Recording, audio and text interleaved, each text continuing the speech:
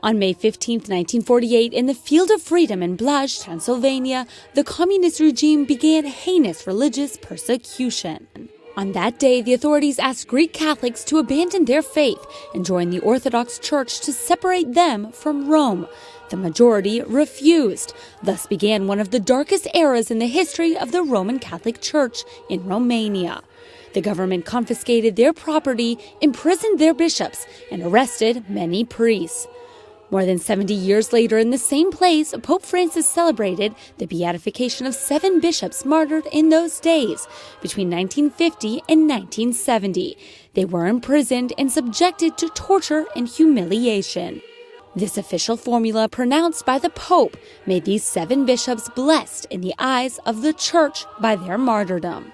Beatorum nomine impostum appellerum, atque dia secunda mensis Iuni in locis et modis iuris statutis quotanis celebrari possent, in nomine Patris et Filii et Spiritus Sancti.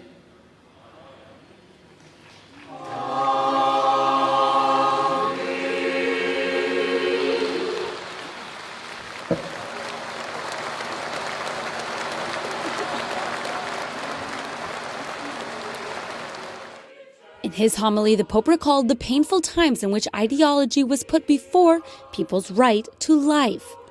I 9 beati hanno sofferto e sacrificato la loro vita, opponendosi a un sistema ideologico illiberale e coercitivo di diritti fondamentali della persona umana. In quel triste periodo, la vita della comunità cattolica era messa a dura prova dal regime dittatoriale e ateo. The Pope wanted to highlight above all the example of these martyrs. They did not die hating their persecutors, but rather showing great mercy toward them. È eloquente quanto ha dichiarato durante la prigionia il vescovo Iuliu Hosu. Dio ci ha mandato in queste tenebre della sofferenza per donare il perdono e pregare per la conversione di tutti. Queste parole sono il simbolo e la sintesi dell'atteggiamento con il quale questi beati nel periodo della prova hanno sostenuto il loro popolo nel continuare a confessare la fede senza cedimenti e senza ritorsioni. Pope Francis also warned of the danger of new ideologies of our days that seek to colonize culture and society. Colonizzazioni ideologiche che disprezzano il valore della persona, della vita, del matrimonio e della famiglia e nuociono con proposte alienanti ugualmente atee come nel passato, in modo particolare ai nostri giovani e bambini, lasciandoli privi di radici da cui crescere.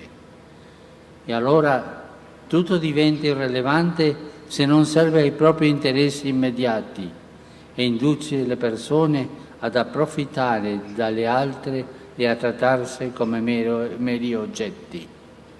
Therefore, the Pope encouraged the fight against these new ideologies so they don't invade society. He invited fraternity and dialogue before any kind of division.